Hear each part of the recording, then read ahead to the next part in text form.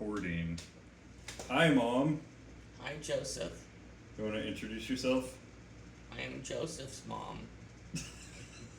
Who am I talking to? You are talking to your family. Oh, well, then you all know who I am. Just in case any of your family doesn't get to meet you, you would be also talking to them.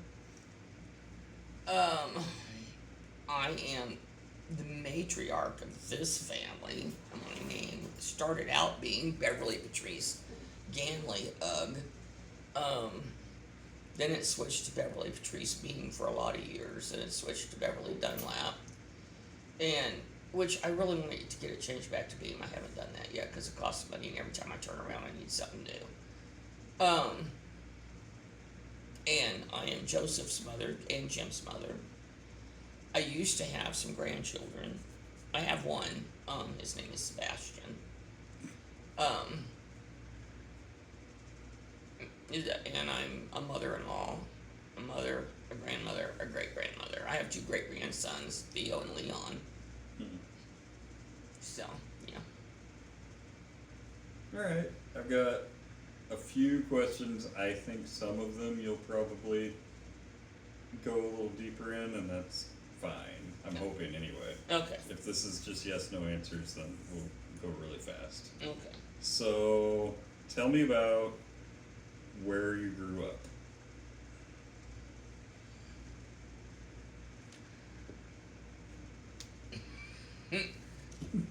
In the Kansas City area, Mama had a bad habit of moving constantly. We didn't have anything real stable. The earliest memory I have is on Highland Street, which is where Al and David were born. Who is Alan David? My two brothers. What are their last names? Hensley. Oh yeah, I forgot. Oh no, I was never Hensley. Mama was Hensley. Your mama, somebody's great grandmother, was Margaret Ninon Lynn originally. Then it was Ganley, then Hensley, and then Waddell. And my earliest memories are from that house. In Kansas City? In Kansas City, in northeast section, I think, is where it's at. Can you describe the house at all? I know it was white and it had a porch. And one of my fondest memories of it was once I don't know if David was born yet, but once Al could kind of start talking, we always called Aunt Vivian Vicky's mom Aunt Mimi. That's what we always called her. And we were outside playing, and apparently Aunt Vivian was there or something, and Al called her Aunt Mimi, and I put my hand on my hip. I was probably 4. I said, "Her name is not Mimi, it is Aunt Bibione." So I corrected him with the incorrect name. Was the story of my life. But anyway,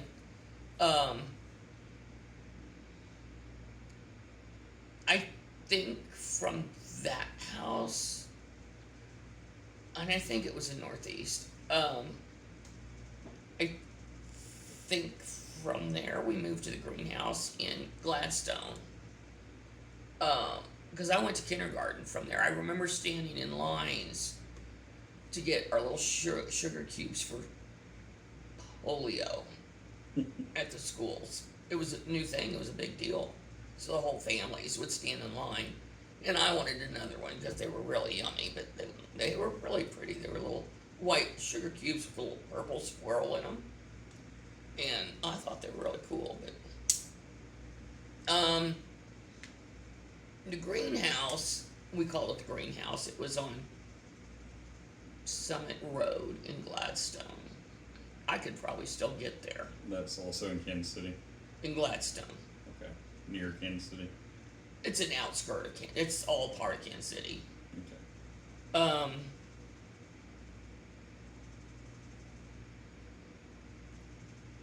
And I went to kindergarten, in my kindergarten at Gashland. My kindergarten teacher was Mrs. Hayden. And my boyfriends were David Cox and Tony Carr. And because I was the prettiest girl in kindergarten. At least that's what they told me. But David Cox tried to kiss me behind the oak tree. And I ran. So Tony Carr pulled my hair. I went to kindergarten, first grade, and second grade at Gashland. There in Gladstone. And I remember Aunt Margie lived out in Gladstone. Aunt Margie stayed out in Gladstone for years and years and years and years and years. She lived in a pink house. Our house was green. I remember this, I don't know if it was a hamburger stand or an ice cream stand, but it had a great big weeping willow tree and little benches and stuff out there, and it was one of my favorite places to go. Now, I don't know if it was in second or third grade, Mama sent me to some parochial school instead of Gashland. I thought I went first, second, third, but it had to, no, kindergarten first and second, but I think in second, there for a minute, she tried to send me to parochial school out there, and I wasn't familiar with the school, and I was all scared and everything, and I went out, I didn't know what bus to get on, so I missed my bus to get home. Well, I didn't tell anybody, so I just decided to walk home. And I mean, in an adult's head, it's not like it was 6 blocks away. That school is a couple, 3 miles from my house. And it's lucky that I lived in the era that I lived in. Because here I was, a little girl in first or second grade. I don't know which year she tried to put me in parochial school there. And I'm walking down the road, didn't even have a sidewalk, or really no sign. And finally this family stopped. It was a man and wife and children, and asked me what I was doing, and I was crying, and I was trying to get home. So I got in a stranger's car, and they took me home. Now, I don't know if I knew my address or I knew my phone number and they called. I don't know, but I know they took me home. I don't remember that part. And I don't remember what the name of that parochial school was. I can visualize it, but I can't really remember that. A lot of stuff happened in the greenhouse. Lots of stuff. That's where Mom and Dad got in big arguments, and there's things I don't want to talk about that happened there. And Daddy, they must have been split up or something. Anyway, he came and got me and Alan David, him and Uncle Bill, and they headed down here to Birch Tree, which was where Granny and Grandpa lived. And there was an accident, and Alan David and I ended up at the sheriff's house. And the sheriff's wife, because it's a little town, that's what they did back then. This was in Birch Tree? It was down here somewhere. I don't know if the sheriff was in West Plains or Birch Street. I don't know where the accident was. It was down real close to here, though. They were on their way to Birch Tree from Kansas City, but I'm not sure where the accident was, because they were always drunk. And I remember the sheriff's wife, she was so sweet, and she made really good cookies. And they put us on the couch and elsewhere.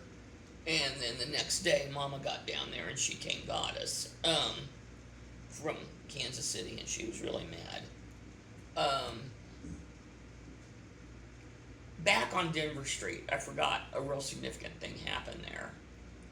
The Hensleys, which they still do, but not to the degree they used to, had a family reunion every year.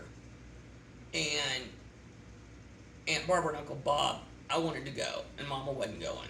So I guess Daddy wasn't going. Or maybe Mom and Dad were, I don't know. Anyway, Aunt Barbara and Uncle Bob begged to take me with them down to the reunion. And I wanted to go. So Mama finally, said I could go. Well, back then, I don't know if there was a Hensley that didn't drink. And I don't think there were seatbelts or anything like that. Well, we had a big day of catching crawdads and fishing and catching little perch, what do we call those? Bluegills. Granny was teaching me how to catch crawdads. She liked crawdads. Anyway, I got tired. And they told me to go lay down in the front seat in the car. So I did. And I fell right to sleep. Next thing I remember, I woke up and Uncle Bob was carrying me along a road. And my arm was like hanging backwards and I couldn't really feel it. And Uncle Bob was hysterical. They were drunk, got in an accident. Uncle Benny's leg was in a cast. And I ended up being thrown on the floorboard and his cast and his whole adult weight landed on me, which is how my arm got so boogered up. And the next thing I remember was waking up in a hospital. And I'm thinking it was West Plains.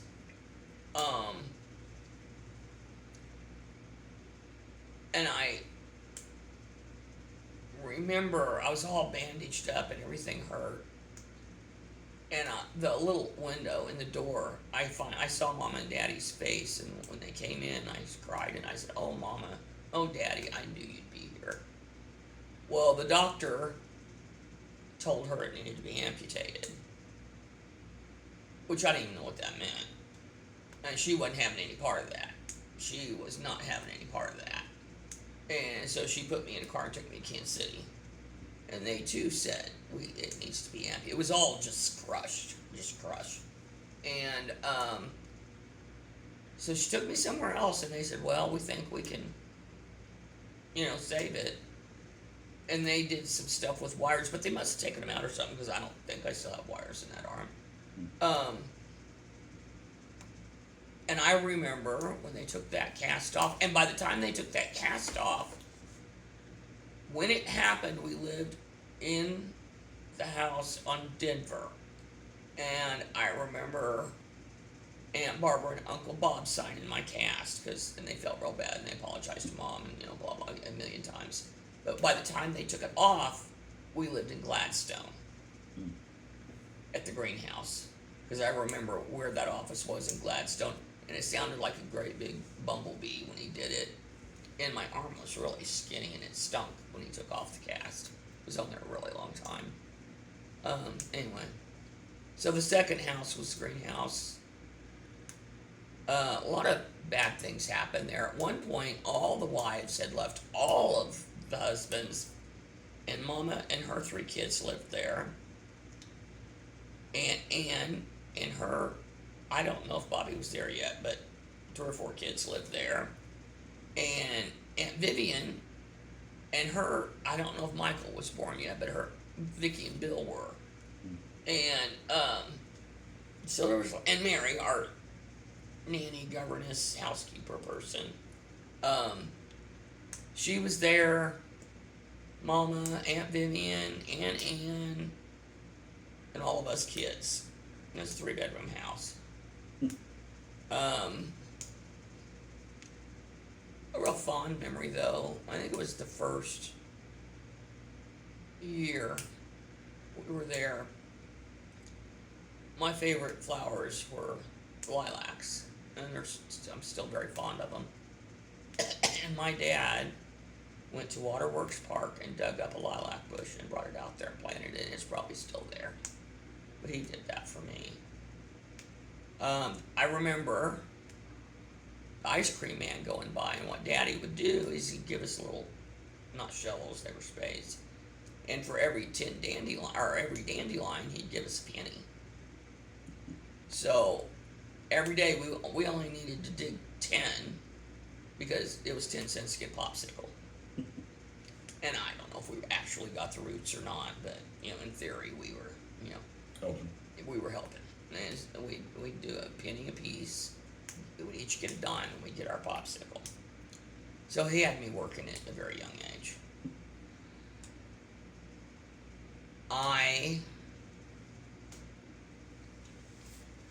As I said, I went to kindergarten there. And Daddy had gotten drunk and he had a light pole and broke all his ribs. The light pole he broke over in Northeast. I could even show you the light pole to this day because he bitched about it for years and years and he bought it. Back then you could just pay people and then they were called DWIs and they just went away. You just paid for the damages. Yeah, they didn't care about any of that. So Daddy was home and he was getting me ready because Mama was at work for kindergarten. This is one of Aunt Vivian's favorite stories about me. Daddy was raised down here in Birch Tree. He only had an 8th grade graduation, and he was illiterate. Mom filled out his application for Owens Corning Fiberglass, and that's where he got a job at, and he retired from there, 50 years later. It's the only job, that was it. That's what he did. Worked at Owens Corning. Well, he just died, year before last? He retired before then. Anyway, he was getting me ready for kindergarten. He was trying to teach me my ABCs. And he'd go ABC, and I'd say ABC, and I was fiddling around, and you could tell I really didn't want to do it. And he said, "Sis, you're going to have to learn your ABCs, or you're going to grow up to be a dummy like your daddy." So back we go, trying to do ABCs and screwing around and all this other stuff. And I was up on a bar stool up at the breakfast bar. And finally, I just got disgusted with the whole thing, and I hopped down off there, and I put my hand on my hip, and I said, "I don't want to learn these. I want to grow up to be a dummy just like you." So I wanted to grow up to be a dummy just like my daddy.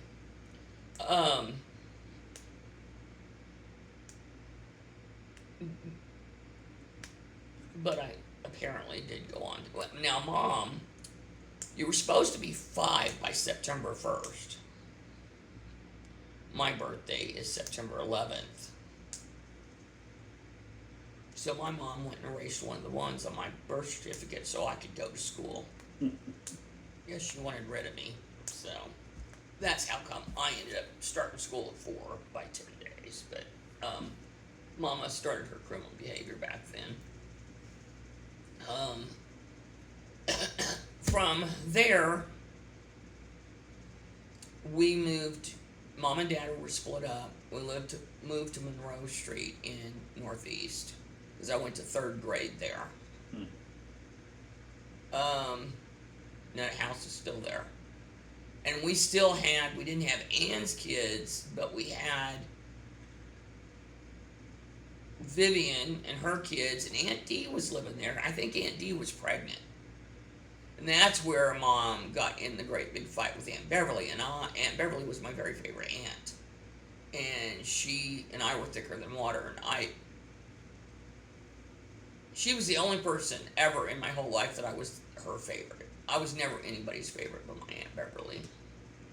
And, did you guys have the same name? No, we were only 10 years apart. And Mom always put me with her, 2 Beverlys. Huh? 2 Beverlys. I wasn't actually named after her. My sire couldn't remember what my mother wanted to name me, which was supposed to be Amber Patrice. He couldn't remember the first name, so he named me after one of his old girlfriends. That was the story I got. But we tell everybody it was after Aunt Beverly, and Aunt Beverly was told it was after her. But that's not what I was told. I don't know. I was pretty little. I don't know how that all went down. But Aunt Beverly she was the only person in my whole life that ever favored me. And, so we moved to Monroe, and I went to that school up the street. Oh, what was that called? Scarrett. Then when I went out to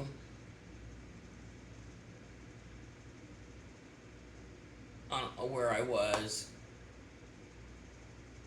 When I came back, Mom was always shipping me off in the summers to either the convent or Aunt Anne's or whatever. I came back, we didn't live in the Monroe house anymore, and I think that's when we went and lived at Hawthorne Place out in Independence. And that's where I went to St. Mary's Parochial School, and we lived there. Me and About Al. what grade do you think that was? That would have been 4th and 5th at Okay. St. Mary's. Because I was 3rd grade at Scarrett. No, it was 4th. Because the following year, we moved to Artie Mize Road in the old pre-Civil War house, and I went to Blackburn. And then in 6th grade, we moved down to Quarter, which is by Higginsville, Missouri. And they had to bus us into Higginsville for school. And I had a really big crush on my Mr. Glenn. I don't know if he was my like social studies teacher or math teacher or something, but I decided he and Mom ought to hook up because I thought he was really cute. And I tried to stick out my flat chest to make it seem like it wasn't flat. I was in like 6th grade.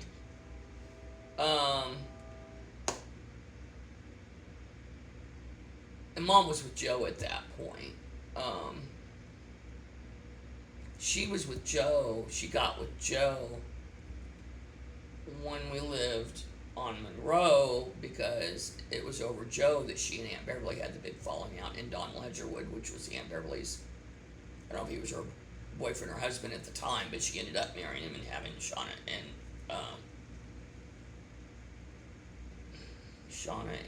Shannon and Shauna. But they got divorced, and he lives in Birch Street with another Beverly. All his wives have been Beverly. Who's this? Aunt Beverly's ex-husband, Don Ledgerwood, in Birch Street. Is your Aunt Beverly still alive? Yeah, she's in Florida. Oh. And that's one person I'd really like to see before anything would, happen. Do you ever talk to her? Yeah. Oh. All the time. She was 10 years younger than Mama.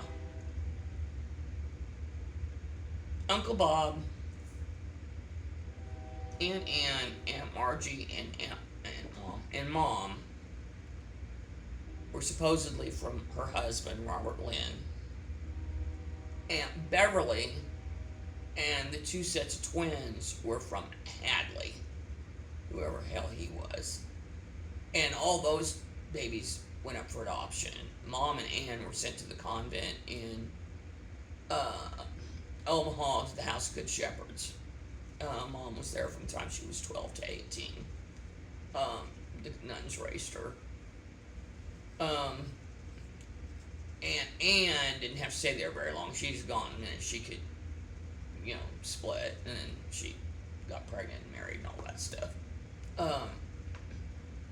Which, as soon as Mom could split, that's how I came about, actually.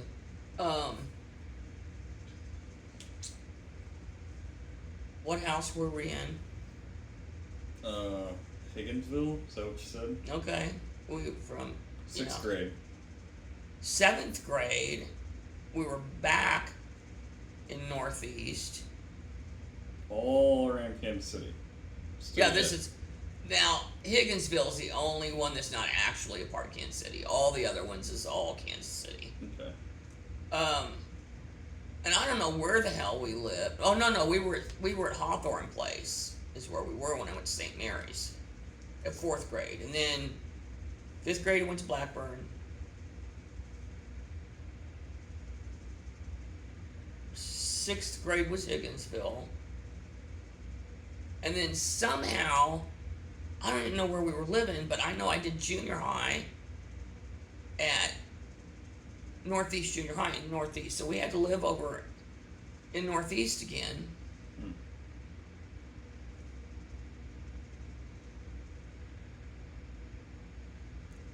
By then, that's when Mom had the shops.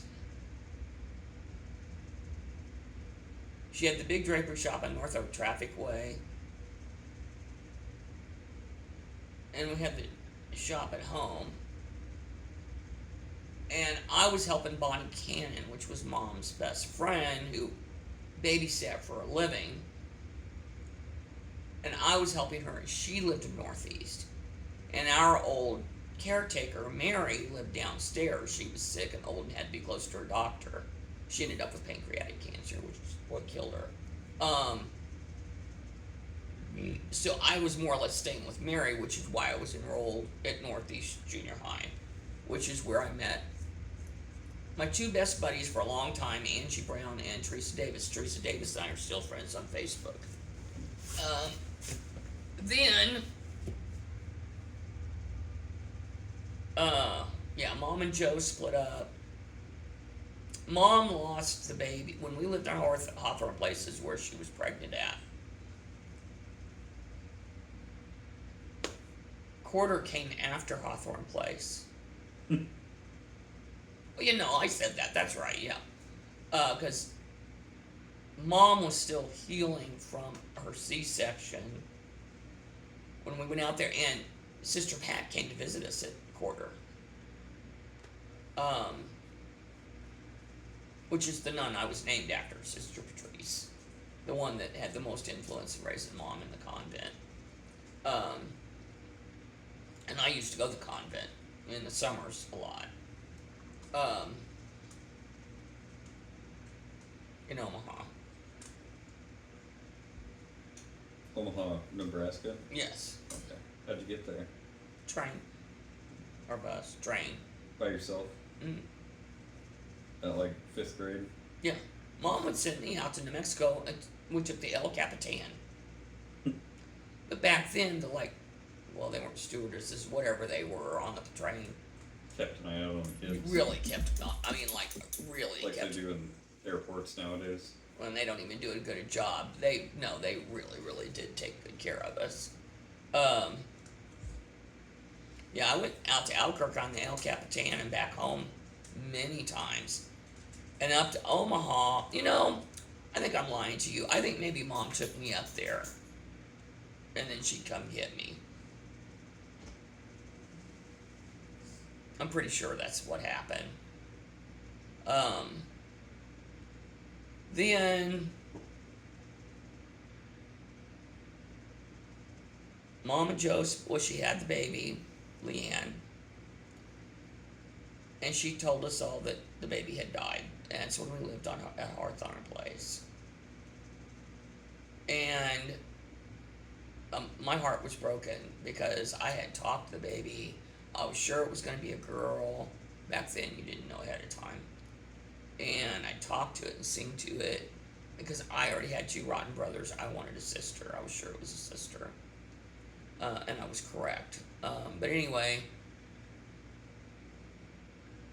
I don't know who all knew the truth. I don't know. Well, Aunt Vivian obviously knew the truth. And I'm sure Joe must have known the truth.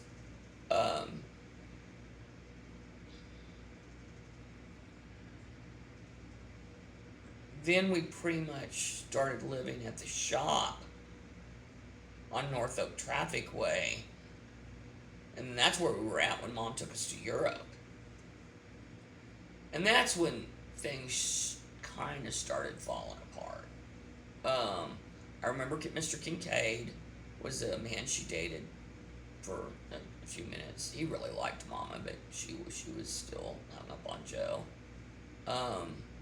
In fact, she was till the day she died. Even though she married again and stuff, Joe was always her one big love.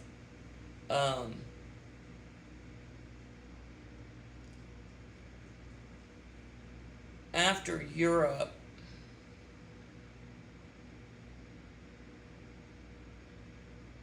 things just really had started going haywire. And we were going to New Mexico, and Jerry was hitchhiking. We were in the Jolly Ollie Orange Marmalader, which was a red-orange Volkswagen. Mom bought new Volkswagen Bug off the showroom floor. And I remember her bragging to Aunt Vivian and everybody. She bought it herself without a man, and it was, I don't know, $2,300 or something. And she got the credit herself, and it was a convertible. And so she named it the Jolly Ollie Orange Marmalader. And we went everywhere in that. And we went out to New Mexico, and she picked Jerry up hitchhiking. And I was trying to flirt with him. I was like 13. And, well, you know, of course, we immediately, when we got out of the car, we're hanging out with Lenore and Louie and Bobby and all then, you know. And Mom and Jerry disappeared. Next thing I knew, a few days later, they came back. They'd gone down to Mexico, and they were a couple. Then life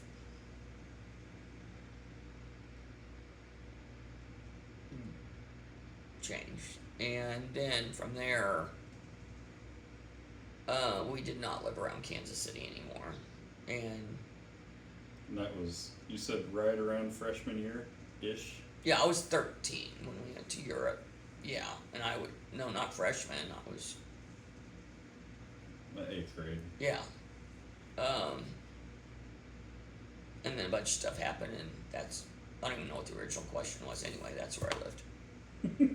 I mean, I've lived in a whole bunch of other places where after. you grew up. Okay, that's where I grew up. Kansas City, Missouri, more or less, around. Northeast, Independence, Gladstone, all around there. Okay. I had a follow-up question to that, but I don't know if you got an answer. Okay, what is it? Although I think maybe you answered it while Rattling? rattling. What was your favorite part? What was your favorite house or favorite school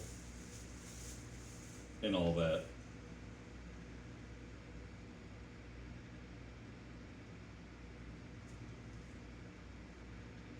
Well, I forgot to tell you about the mansion house. We lived in the mansion house too, for a minute. Which is where Aunt Margie and Uncle Roy broke up, and Aunt Margie, it was a mess.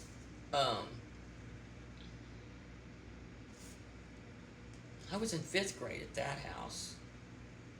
We called it the mansion house, but we actually had the servants' quarters. My favorite house...